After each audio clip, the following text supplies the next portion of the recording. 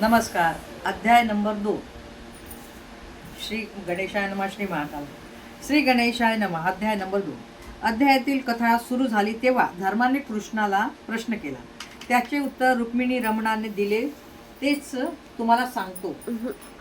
हे युधिष्ठिरा, तू जो खरा प्रश्न केलाय त्याचे उत्तर सांगताना मला थोडासा अंतःकरणात क्लेश उत्पन्न होत आहे, म्हणजे दुःख होत आहे. पाय, आता मी स्वतःच सांगितलं क्लेश होत आहे, सांगण्याला नाही समजत, तर मी अर्थ स्वतःच सांगते. क्लेश म्हणजे दुःख होत आहे. या विषयात अति गुप्त असून त्याची माहिती ऋषींना देखील नाही.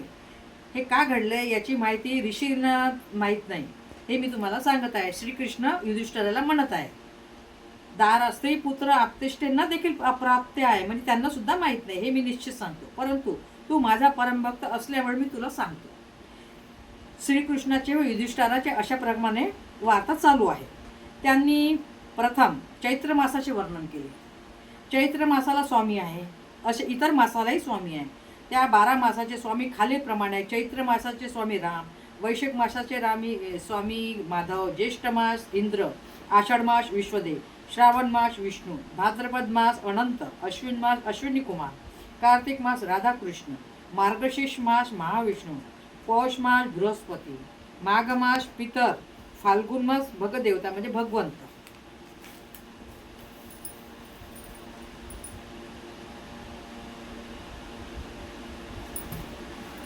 या सर्वांची पूजा होत असते. ते आपापल्या मासात पूजिले जातात. चैत्र मास हा उत्तम फळ देणारा आहे. त्याला स्वतः स्वामीचा आश्रय असल्यामुळे सौभाग्य मंगल असे सर्व घडते ते याच महिन्यात. परंतु हा जो अधिक मास आहे तो निर्माण होताच लोक त्याला नाव ठेवू लागतात. हा मलमास आहे, त्याला कोणीच स्वामी नाही. हा निंद्य, अयोग्य, नीच, निषेध अशा रवी संक्रांती ही नाही. या पूर्ण जगाचा मळ आहे. हा अस्पर्श आहे. हा शुभ कार्यासाठी सुद्धा अशुभ आहे, म्हणून वर्ज्य करावा अशी त्याची निर्भत्सना केली जाते. म्हणून तो मलमास चिंतेने अत्यंत व्याकुळ झाला आणि त्या कटकटीतून मुक्त होण्यासाठी कोणाचे पाय धरावे हा प्रश्न त्याच्यासमोर पडला. त्यामुळे तो मूर्छित झाला. पुन्हा उठला. त्याला एक उपाय सुचला. त्याने हरीस शरण जावे असे त्यास वाटले. हे राजा, तो अधिक मास ज्या ठिकाणी प्रत्यक्ष जगदीशाचा वास आहे अशा वैकुंठास गेला. म्हणजे अधिक मास दुःखित कष्टित होऊन श्रीहरीला शरण गेला. अशा वैकुंठात गेला. अंतर्गृहात जेव्हा त्यांनी पाहिले तेव्हा श्रीहरी रत्नजडी सिंहासनावर आनंदाने बसलेले दिसले. त्या मासाने दंडवत घातले व दोन्ही हात जोडून आदरयुक्त उभा राहिला. दुःखाने अश्रू गायीवर होऊन तो देवाला म्हणाला की, हे देवा जगन्नाथा, तुम्ही कसे स्वस्थ बसला आहात? मी अनाथ, कृपण, पामर आहे. माझे रक्षण तू करुणा घन असून का करत नाही? माझी उपेक्षा का करतोस? मी निराश्रित आहे, म्हणून मला मलमास म्हणून झिडकारीत आहेस. हे देवा, तुम्ही पाहतच आहात की माझी दुर्दशा झालेली आहे. तू दयाळुता सोडून कठोरता का धारण केली आहेस? तुम्ही गजेंद्राच्या करून हाकाने स्वराने हाक मारतच धावून गेला, त्यांचे रक्षण केले. तसेच आपण माझे रक्षण करावे. देवा, मी निराश झालेला आहो. एवढेच बोलून तो स्तब्ध राहिला. तेव्हा वैकुंठनायक कृपेने कळवून म्हणाले, हे वत्सा, तू शोक करू नकोस. तुझ्या अंतःकरणात कोणते दुःख आहे ते तू मला पूर्ण सांग. मी एकदा तुला त्यातून पूर्ण दुःख मुक्त करेल. तू शोक करू नको. जो मला एकदा शरण आला त्याला पुन्हा दुःख नाही. असे असताना तू या ठिकाणी येऊन का रडत आहेस? हे माझे वैकुंठ स्थान आहे, हे आनंदाचे घर आहे. येथे शोक जरा मरण नाही. अशा ठिकाणी येऊन तू शोक करीत आहेस, हे आश्चर्यच नाही का? तुला कोणते दुःख झाले ते मला सांग.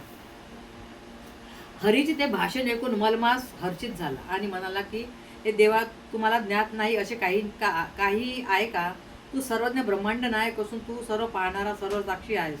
ज्याप्रमाणे आकाश सर्व व्यापक आहे तसे तू पण सर्व विश्व व्यापून टाकलेले आहेस. ही चराचर भूती तुझ्या अधिपत्याखाली व्यवस्थित आहे. तुझ्याशिवाय या जगात वेगळे असे काहीच नाही. अशा प्रकारचे सर्व व्यापक परमात्मा तू असून तुला सर्व ज्ञात असूनही तू मला अज्ञानी लोकांसारखे विचारतो आहेस, तर सांगतो ते. या त्रिभुवनातील निमिष, काष्ट, कला, क्षण, घडी, मुहूर्त, रात्र, दिन, पक्ष, मास, ऋतू, अयन आणि वर्ष या सर्वांना स्वामी आहे आणि ते सर्व आपल्या स्वामीमुळे निर्भय आहे. म्हणूनच ते मला आनंदाने या जगात संचार करतात, वावरतात, राहतात. परंतु हे देवा, मी निराश्रित, मला नाव नाही, ना धनी, न म्हणूनच ते माझा त्याग करतात. शुभ कार्यात मला अशुभ मानून धिक्कारतात. ज्याप्रमाणे विधवा स्त्रिया अनाथ ह्या शुभ कार्यात अशुभ म्हणून व्यवहारात त्यांचे तोंड पाहत नाही, त्याप्रमाणे माझी स्थिती झाली आहे. हा मलमास अतिशय निषिद्ध आहे. तो सर्वजण बोलतात त्याचे दुःख किती होते म्हणून सांगू. मला वाटते की माझे प्राण त्याग करावा. निंद्यपणे वाचण्यापेक्षा मरण श्रेष्ठ असे मला माझे मन म्हणत आहे. ज्याचे सर्वांग जळत आहे, ज्याला निद्रासुख कसे बरे प्राप्त होणार, याहून तुला दुसरे सांगायचे असे काहीच उरलेले नाही. देवा, तू मला दुसऱ्याचे दुःख ज्याला सहन होत नाही असा परम दुःख सहिष्णू आहेस. तू लोकोपकार विष्णू आहेस. तू दुष्ट लोकांना जिंकणारा असा दुष्ट लोक जयिष्णू आहेस. हे मी सांगत नसून सर्व वेद सांगतात. हे भगवंता, तू आपल्या धर्माला जाणून घे आणि उत्तम विचार कर. जे तुझ्या मनात येईल ते कर. माझ्यासारख्या पामराने तुझ्यासारख्या समर्थाला काय सांगावे. तू जर रक्षण करत नसशील तर मला मरण पत्करणे हेच उत्तम नाही का. असे बोलून मलमास त्या ठिकाणी कासावीस होऊन पडला.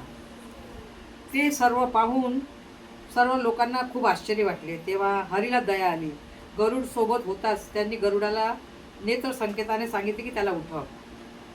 पाहिले गरुडाने त्याला आपल्या पंखाने वारा घातला, जेणेकरून तू सावध झाला आणि हरीला म्हणाला की हे हरी, तू उपकार करता आहेस. हे देवा, तू जगत करता आहे, जगदीश्वर आहेस, म्हणून मी तुला शरण आलो आहोत.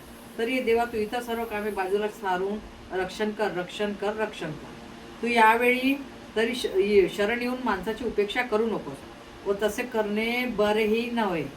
देवा, तू सांप्रत आहेस, माझी उपेक्षा का करत आहे. असे बोलला आणि तो थरथर कापू लागला व विलाप करीत खाली पडला. तेव्हा मलमासाला श्रीधर म्हणाले की वसा, उठ, तुझे लवकरच कल्याण होईल. तू विषाद करू नको. तू ज्यासाठी शोक करीत आहेस हे अनिवार्य आहे, मला संशय नाही. परंतु यावर एक उपाय आहे, तो माझ्या अंतःकरणात सुचला आहे. तू माझ्याबरोबर लवकर गोलोकात चल. त्या गोलोकात गोलोकनाथ पुरुषोत्तम वास करीत आहे.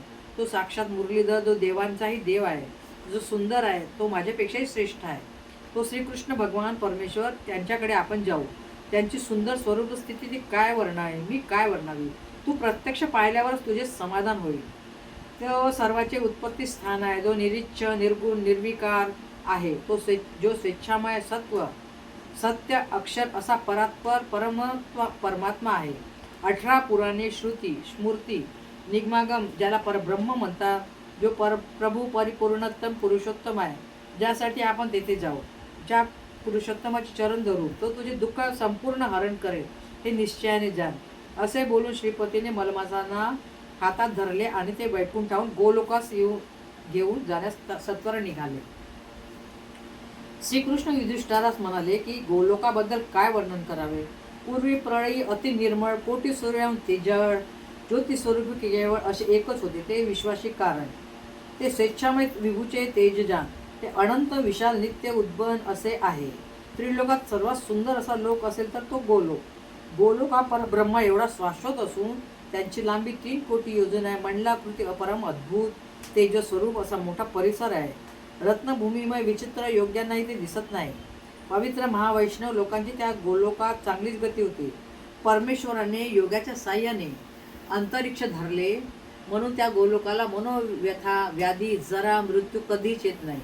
रत्नजडित असंख्य मंदिरांनी हा गोलोक सुशोभित केलेला आहे.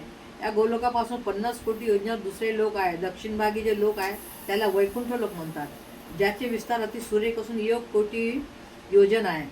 त्या ठिकाणीपेक्षा राहतात. त्या ठिकाणी जे राहतात ते सर्व वैष्णव असून त्यांची स्थिती विष्णूप्रमाणे आहे. ते विष्णूपेक्षाही वेगळे नाही. त्या सर्वांच्या हातात शंख, चक्र, गदा, पद्म आहे. ते सर्व चतुर्भुज. त्यांचा रंग घन सावळा असून त्यांनी पितांबर धारण केलेला आहे. त्यांचे तेज आगळे वेगळे आहे. वैकुंठ लोकाच्या स्त्री हा लक्ष्मीसारखा सोज्वळ आहे. वैकुंठ लोक निर्मळ आहे. वैकुंठ लोकाच्या डाव्या भागाला शिव लोक आहे, ते सुद्धा सुंदर आहे. त्यांची विस्तार 1 कोटी योजन आहे. तेथे पार्षदगणाची वस्ती आहे. ते सर्व भाग्यवंत लोक असून त्यांना यमसुद्धा भीतो. तेथील लोक साक्षात उमारमणासारखे दिसतात. त्यांच्या हातात तीक्ष्ण शूल आहे. सर्वांच्या अंगाला शुद्ध भस्माची उटी असून ज्यांच्या कंठामध्ये नागाचे यज्ञोपवीत आहे. त्यांच्या कपाळावर अर्धचंद्राची कोर असून कमरेला लंगोटी आहे. ते सर्व गंगाधर असून त्रिनयन युक्त मनोहर आहेत. असा हा शिवलोक अत्यंत सुंदर व पवित्र आहे. कृष्ण म्हणाले की हे राजा, त्या तेजरूपी गोलोकाबद्दल सांगितले, त्या गोलोकाच्या मध्यभागी एक सुंदर ज्योती आहे. त्या ज्योतीचे ध्यान सर्व योगी परात्पर नित्य निरंजन ज्ञानदृष्टीने करतात. त्या ज्योतीच्या मध्यभागी मनोहर दिव्य मूर्ती आहे. त्या दिव्य मूर्तीच्या सौंदर्याबद्दल काय वर्णन करावे. त्या मूर्तीचे वय बालवय किशोर वय आहे. निळ्या कमळाच्या पानाप्रमाणे त्या मूर्तीचा रंग श्याम असून नव पंकजा असे अरुण नेत्र कोण विराजती. त्यांचे मुखकमळ शरद ऋतूच्या कोट्यावधी पूर्ण चंद्राप्रमाणे प्रसन्न असून ज्यांच्या भुवया ह्या धनुष्य आकृतीसारख्या वक्र आहेत. डोक्यावर रत्नजडित किरीट असून कानातले कुंडले सुंदर दिसतात. त्यांच्या हृदयावर श्रीवत्स लांछन शोभून दिसते. तेजपुंज असा कौस्तुभ्य मणी गळ्यात तेजाने चमकत असून गळ्यात वनमाळा सुद्धा विलास करीत आहे आणि कस्तुरीचा टिळा रुंद अशा त्यांच्या कपाळावर लावलेला आहे. भावन कशी तापलेल्या सोन्यासारखे पिवळे वस्त्र कमरेला असून त्यावर दैदिप्यमान मेखला शोभत आहे. सते दिव्य पाजूच्या गाभारासारख्या दोन्ही भुजा आहे. तेजपुंज रत्नजडित अशी मुरली त्यांच्या हातात धरलेली आहे. त्यांच्या लावण्याची शोभा काय वर्णावी. कोट्यानु कोटी मदनांची त्यांच्यावर पुरवंडी करून टाकावी अशी ते दिव्य मूर्ती किशोर मूर्ती त्या गोलोकात तेजात आहे व ती आनंदाने रत्नजडित सिंहासनावर बसलेली आहे. तोच परमज्योती परमधाम असून तोच श्रीकृष्ण पुरुषोत्तम आहे. त्यालाच परिपूर्णतम परब्रह्म असेही म्हणतात. तो वस्तूत निर्विकार आणि निरीच्छ निरंजन आहे. तो सर्वाचा आधार आहे. स्वेच्छामय सत्य परात्पर स्वतंत्र आद्य अव्यक्त आहे. तो सिद्धी स्वरूप एक सर्व सिद्धिदायक मंगल रूप मंगलदायक असून मायेत परिपूर्ण आहे. तो आदि मध्यावसानाहीन पुराण पुरुष विश्वकारण. तो विश्वव्यापक विश्वपालन करणारा विश्वहरण विश्वातीत आहे. तो अनंत कोटी ब्रह्मांड नायक अनंत माया चक्र चालक अज्ञान गांड्यांधकारांतक मोक्षस्वरूप सनातन आहे. हे परमेश्वरा तू अज्ञान रूप निबिड अंधकाराचा नाश करणारा आहेस. तू क्षराक्षर पर अव्याच्युत दुसऱ्यांचे रक्षण करण्यास समर्थ आहे. तुझ्या जडगुण ऐश्वर्य आहे. तू सदा अलंकृत. तुझ्या हातात तुझ्यात 6 गुणाचे ऐश्वर्य आहे आणि यांनी तू सदा अलंकृत आहे. षडदर्शन षडमी वर्जित सर्वमय वेदरूप वेदजनक तुझे स्वरूपच वेद असून तू त्याचा निर्माता जनक आहे. तुला वेदप्रिय असून त्याचा उद्धारकही तूच आहे. वेदस्थ वेदस्थापक वेदरक्षक करणाऱ्याला तू सांभाळतोस. तू वेदाचा मार्ग सांगणारा मुख्य प्रवर्तक असून तूच वेद व त्यांच्या इतर उपांग वेदाची शाखा यांचे स्वरूप तू जाणले आहेस आणि तूच वेदांचा वेद आहेस. तरी तू शुद्ध शांत परमात्मा आहेस. तू निर्गुण निराकार असून तुला कोणताच आकार नाही. सच्चिदानंदात्मक साचार असून तूच केवळ आहेस.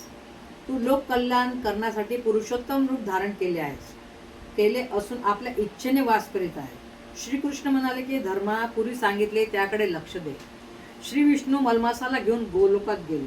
जाता जाता दूरवर मध्य प्रदेशात गेले. तेथे अति सुंदर असे भगवान मंदिर दिसले.